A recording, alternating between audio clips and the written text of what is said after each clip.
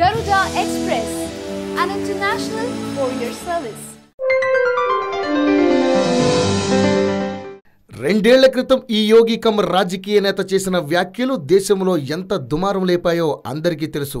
ముస్లింలు ఎంత ఎక్కువగా ఉంటే అంత అధికంగా ఎక్కువ గడువులు జరుగుతాయని, మదర్ తెరిసా సేవ పేరిట క్రైస్తవుల జనాభా పెంచేందుకు ప్రయత్నించారని వ్యాఖ్యానించారు. ఇలాంటివి ఎన్నో మరి. కానీ అధికారం చేతులకు వచ్చేసరికి ఒక్కసారిగా మారిపోయారు. పార్టీ కార్యకర్తలు, నేతలు అనాలోచిత వ్యాఖ్యలు చేయవద్దని ఆదేశం జారీ చేశారు. ఇది ఉత్తరప్రదేశ్ ముఖ్యమంత్రి యోగి ఆదిత్యనాథ్ గొడవ. హిందూ అతివాదిగా పేరొందిన యోగి ఆదిత్యనాథ్ ముఖ్యమంత్రి తన ఇన్నింగ్స్ ను ఆదివారం ప్రారంభించారు. దేశంలో అత్యంత కీలకమైన ఉత్తరప్రదేశ్ రాష్ట్రానికి ఆయన సీఎం గా బీజేపీ ఎంచుకోవడంపై పలు విమర్శలు, అనుమానాలు వ్యక్తమవుతున్న నేపథ్యంలో ప్రమాణ స్వీకారం అనంతరం తాను అందరినీ సమానంగా చూస్తానని, ఏ వర్గం పైన వివక్ష చూపబోనని యోగి వెల్లడించారు. సీఎం పగ్గాలు చేపట్టిన అనంతరం యోగి పార్టీ శ్రేణులను ఉద్దేశించి మాట్లాడుతూ ఘాటు సూచనలు చేశారు. పార్టీ కార్యకర్తలు, నేతలు అనాలోచిత వ్యాఖ్యలు చేయవద్దని ఆయన సూచించినట్లు తెలిసింది. అదేవిధంగా పార్టీ శ్రేణులంతా తమ ఆదాయ మూలాలను, ఆదాయ వివరాలను వెల్లడించాలని చెప్పారు. సీఎం యోగితో కలిపి 47 మందితో కొలువుదీరిన యూపీ కేబినెట్ లో పలువురు ఆశావాహులకు ఛాన్స్ దక్కలేదు. తొలిసారి ఎమ్మెల్యేగా పోటీ చేసి గెలుపొందిన కేంద్ర హోంమంత్రి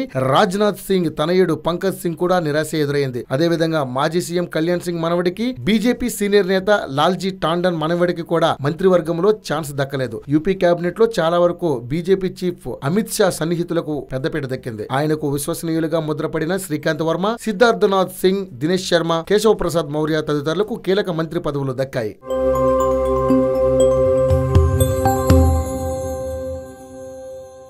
హాయ్ యోయో వ్యూవర్స్, సబ్స్క్రైబ్ చేసేటప్పుడు అక్కడ ఉండే గంట సింబల్ ను ప్రెస్ చేయడం మర్చిపోవద్దు.